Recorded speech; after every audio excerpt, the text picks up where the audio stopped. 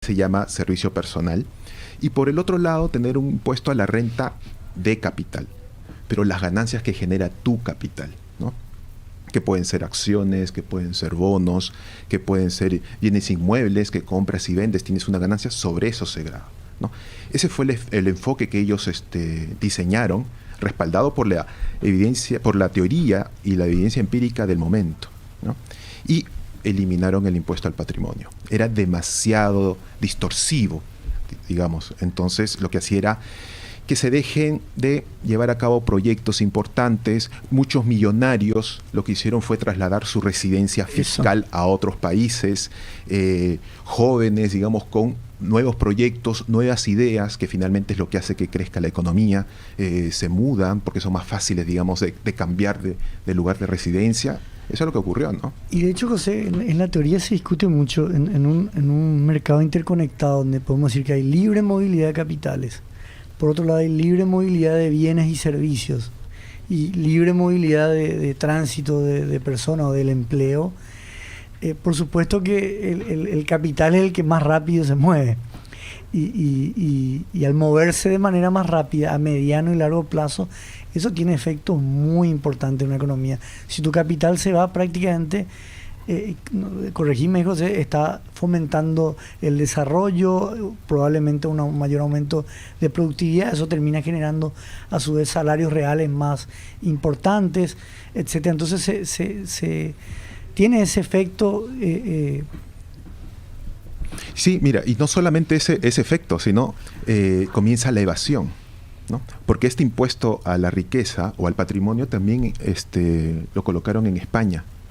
Y España, más latino, más como nosotros, comienzan a mover su riqueza en Andorra, otros activos. No, dentro de la economía, de evasión. Entonces comienzan a moverlo a otros tipos de activos en los cuales no está grabado, ¿no? Porque, por ejemplo, decían, no, pero y los pequeños, los hogares que tienen, digamos, algunas acciones de las empresas que compran en la bolsa de valores, ¿por qué van a estar grabados?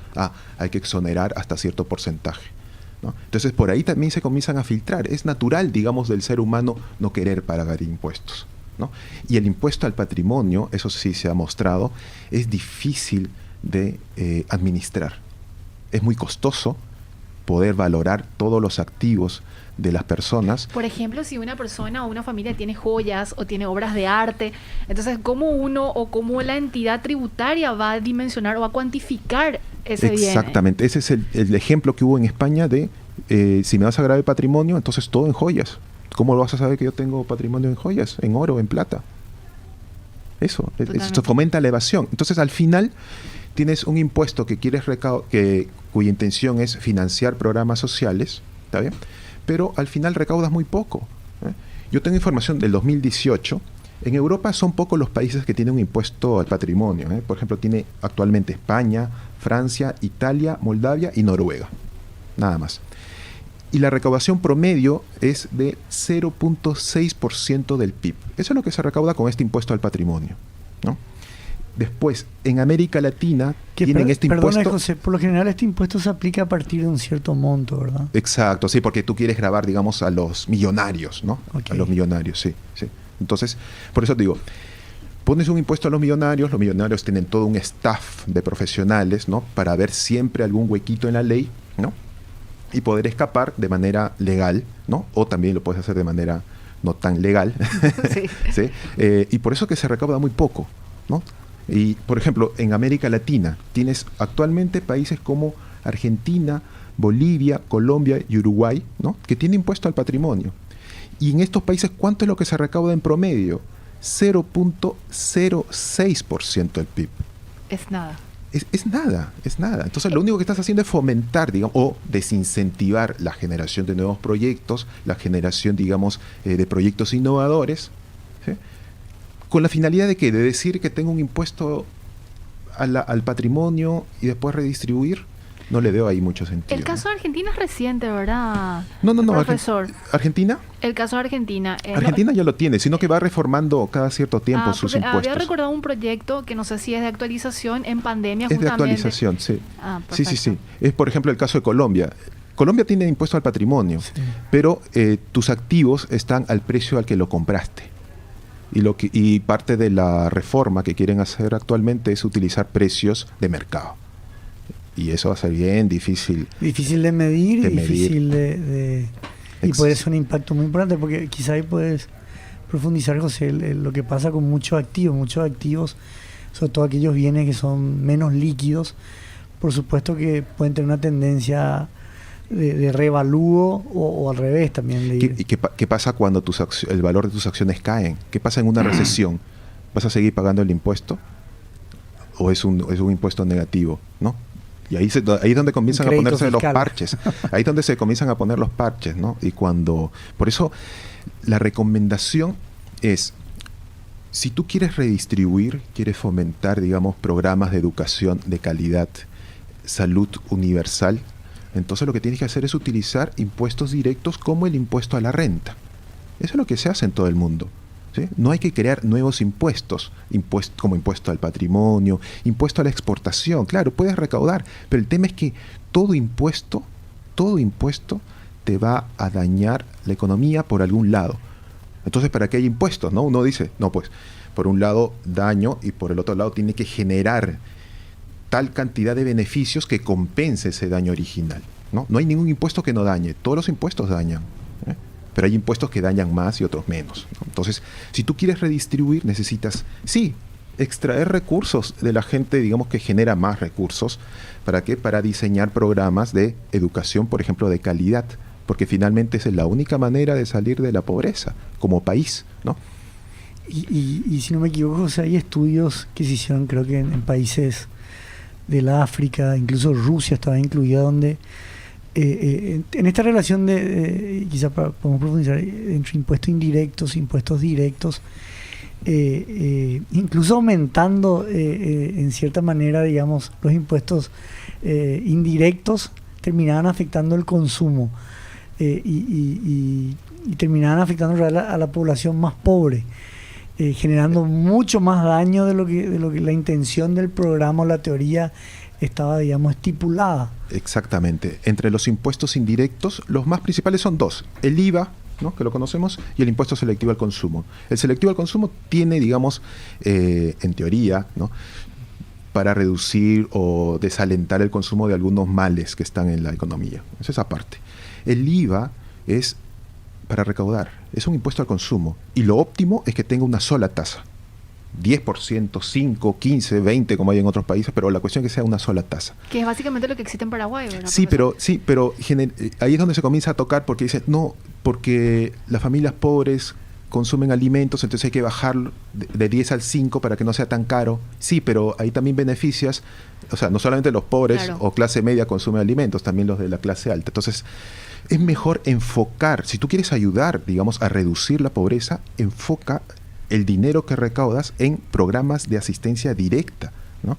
Eso es lo que importa, y no estar distorsionando los impuestos, porque los impuestos, como digo, distorsionan, siempre distorsionan las decisiones, sea de consumo, de inversión, de generar nuevos proyectos, pero hay que hacerlo, pues, de una manera, digamos, eficiente, ¿no? Y también depende de cómo le convences a las autoridades también, y cómo la sociedad también está empoderada, y para eso también tiene que entrar su rol principal, tanto la academia, es decir, universidades, como los medios de comunicación, como este programa, ¿no? Decirle, claro, porque tienes que decirle a la sociedad, oye, hay que hacer bien las cosas, ¿no? ¿Quieres redistribuir? ¿Quieres ayudar a reducir la pobreza? Bueno, hagámoslo con los instrumentos que están disponibles y son los mejores. Impuesto a la renta, hacerlo bien, diseñarlo bien, y después no solamente quedarse ahí, sino cómo se lo entregas de manera focalizada a aquellas familias que quieres ayudar, ¿no? Profesor, es mucho más complejo. Hay preguntas de la audiencia y me parece sumamente interesante lo que plantea este oyente, que dice que si cada año se paga el impuesto a la riqueza y además se paga el impuesto a la renta, ¿no habría doble tributación? Sí, porque el correcto. Patrimonio crece con las ganancias y la renta grava las ganancias. Es correcto, ese es el argumento legal y es correcto, sí. Pero si un Congreso lo aprueba, esos argumentos legales claro, se van. Sí. Pero como les digo, en los países de América Latina existe, bueno, y en los de Europa también que mencioné, existe impuesto a las ganancias más impuesto al patrimonio, ¿no? Por eso, los congresos lo aprueban y sí, es doble imposición, es verdad. pero existen, ¿no? Y José, si aplicamos, por ejemplo, todos estos casos, digamos, incluso acá en nuestro país, ¿verdad? Pongámosle un caso nefasto de que salga esto de la caja fiscal de la regulación, digamos, los haberes jubilatorios que generaría más allá de toda la nobleza, incluso que hasta ahí es discutible, ¿verdad? Pero todo ese impacto generaría en la caja fiscal, que generaría en las cuentas fiscales. Si eso obliga al gobierno, por ejemplo, a aumentar el impuesto indirecto, el IVA, ¿cómo eso afectaría a la población hoy? Y automáticamente te los van a trasladar en los bienes que vas comprando, ¿no? Es directo, es Tiene automático. un efecto en el consumo, por ende podemos decir en la venta a las empresas, por ende en la generación de empleo. Exactamente, o sea, hay todo un circuito, ¿no? Por eso les digo, cualquier impuesto que aumente va a afectar a la economía, ¿no? La pregunta es, bueno, hay que hacerlo con el impuesto que menos afecte, número uno, y número dos, hay que gastarlo bien. Claro. Porque la idea es justamente que retorne a la economía esos impuestos, pero que se incremente, que tenga un impacto mayor. Si yo saco 100 de la economía, tiene que haber algún programa en el cual retorne 105, 108, ¿no? 110, que es con inversión pública probablemente, o de repente no retorna con 100, de repente retorna con 80, pero elimino o reduzco la pobreza, ¿no? Que es una cuestión más moral, más que económica, ¿no? Es una cuestión moral. Si tú dices queremos reducir la pobreza, bueno, hagámoslo bien, ¿no? Efectivamente, cuantitativamente saca 100 y regresa 80, pero si reduces la pobreza y tienes buena calidad de educación básica, estamos hablando de infantes, vas a tener un retorno de acá 2, 3 generaciones superior, ¿no? Eso es lo que no se ve. Pero es lo que, por ejemplo, el Premio Nobel de Economía, Heckman, es lo que está, digamos, difundiendo por todos lados. La mejor rentabilidad de la inversión pública es en la educación de primera infancia, ¿no? En eso es lo que hay que apuntar. Sí. Y en estos minutos que quedan, Prince, yo ya quiero ver la intervención de Piketty. Sí, eso es lo que quería preguntarle. Sí. Ha sido muy controversial. De hecho, te comentaba yo, José, hay un video que está en YouTube de un debate justamente del tema de la desigualdad, ¿verdad? Mucha gente confunde pobreza con desigualdad. Y entre Axel Kaiser y Klaus Schmidt-Hebel, profesor de la Católica, ambos chilenos, ¿no? Uh-huh. Pero ¿por qué ha sido tan controversial el tema de Piketty? Yo te voy a resumir o voy a citar, mejor dicho, a otro economista francés, ¿no? Muy importante, que es Philippe Aghion. Él dice, está bien, hay que poner un impuesto, digamos, a la renta, ¿no? Los que ganan más, que paguen más, pero no hay que exagerar, porque si exageras al colocar un impuesto al patrimonio, como fomenta Piketty, estás castigando tanto a aquellos que generaron renta, a expensas de restringir la competencia, ¿no? Buscando rentas de otra manera, pero también estás castigando al innovador, ¿no? Y al final la innovación es el motor del crecimiento. Y no solamente eso, sino es el motor también de la movilidad social, ¿no? ¿Qué cosa es movilidad social? Aquellos que la familia era de clase media, a la siguiente generación es de clase media alta. Aquellos que una familia que era pobre, la siguiente generación es clase media y sale de la pobreza. Bueno, cuando tú impides la competencia, lo que estás haciendo es que esa movilidad social no exista. Se vuelve más rígida. Se vuelve más rígida y ahí tienes desigualdad, ¿no? Ahí tienes la desigualdad. ¿La desigualdad es mala en sí? No necesariamente. O sea, si tú tienes una persona que está trabajando, que las 8 horas que te trabaja te produce muchísimo, ¿por qué le tienes que pagar igual a otra persona que también trabaja las 8 horas y en el mismo lugar? No, tienes que pagarle más porque está produciendo más. Lo mismo para las personas que están más capacitadas. Tú tienes que premiar el esfuerzo, tienes que premiar la innovación, ¿verdad? Entonces, esa desigualdad está bien. El tema es cuando hay una desigualdad producto de otros factores. Como les digo, nos ponemos de acuerdo tú y yo, ¿no? Para vender carpetas, por ejemplo, ¿no? A un precio, ¿no? Tú tienes la marca A, yo tengo la marca B y coludimos en precio, ¿verdad? Ese es el primer tema de nuestra nuestro segmento. Que la gente puede escuchar en Spotify, por cierto. Correcto.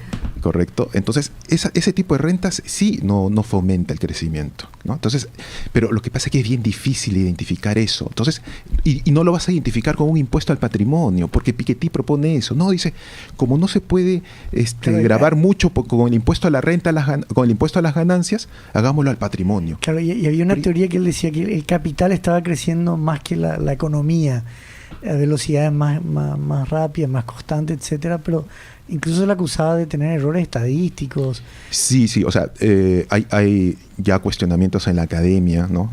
Primero, en el marco teórico que él está utilizando, porque justamente él está asumiendo de que los capitalistas comienzan a apropiarse poco a poco del producto, porque están buscando rendimientos por encima del producto, y con eso lo que hacen es acumular cada vez más producción, y en el extremo le dicen, bueno, y eso en el extremo implica que toda la economía, el 100% va a ser capital, no va a existir consumo. No tiene sentido. No tiene sentido. O sea, hay problema en ese aspecto, digamos, de su marco teórico, que después de sacar el libro, el mismo Piketty publicó un artículo en el American Economic Review diciendo, bueno, en realidad ese era un mecanismo, ¿no? Hay otros.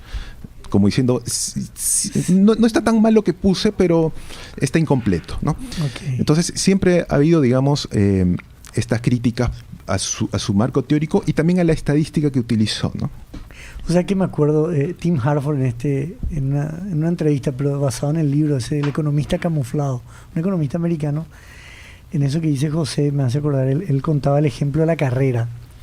Cuando una ideología quiere distorsionar la realidad e intervenir de tal manera que la realidad se adecue a tu idea, ¿no es cierto?, por esa ideología, él decía, es como que hagamos una carrera de 100 metros, todos los corredores largan, pero en el momento que está por cruzar, el que más corrió, el más rápido, para, y todos paran hasta que llegue el último y cruzamos todos juntos. Sería un acto de igualdad, dice él, pero así en esa competencia ya nadie va a querer ver la carrera, nadie va a entrenar para ser un deportista, y perdiste la esencia del juego. Exactamente, y eso es lo que los comprendieron los suecos, ¿no? En su momento. Por eso dijeron, no, acá nos pasamos de la mano. Sí, estamos buscando estado del bienestar, pero exageramos un poquito. Entonces acomodaron bien su sistema tributario, mejoraron privatizaron muchas empresas públicas. Dice, por ahí no está la solución, vamos directo al problema, ¿no? Al problema de acceso a la educación, acceso a la salud, y con eso han tenido una segunda ola, digamos, de crecimiento, ¿no? Pero el estancamiento, no solamente de Suecia, sino de todos los países nórdicos, fue en la década del 90, y ahí hicieron sus reformas. Y estas reformas tributarias que les mencioné al inicio, ese enfoque dual, por si acaso, fue adoptado por Uruguay, fue adoptado por Perú. Ahora la reforma que quieren hacer en Chile también están apuntando a este enfoque dual, y por si acaso la reforma que se hizo en Paraguay, ¿no?, en el 2019, nace justamente de ese enfoque dual. Se dividió las rentas. Ustedes revisan, tienes renta de servicio personal, rentas a las ganancias, y tienes el IDU, que sería un tercero, pero en realidad forma parte de estas rentas de capital, ¿no? Profesor, un gusto tenerte como siempre. ¿Ya tenemos tema para el próximo mes o vamos a analizarlo todavía? No, vamos a analizarlo. Bueno, pues teníamos una suerte de lista ahí. Yo quería adelantar ya. Yo sé que falta un mes, pero bueno, vamos a generar más de alguna manera expectativa. ¿Te parece? Perfecto. Un gusto tenerte, profesor. Estuvimos con José Tello, economista, consultor en el sector público y privado, hablándonos sobre Piketty y el impuesto a la riqueza. Que tengas un excelente miércoles, profesor. Muchas gracias. Para ustedes también. José, vamos a una breve pausa y enseguida regresamos. Radio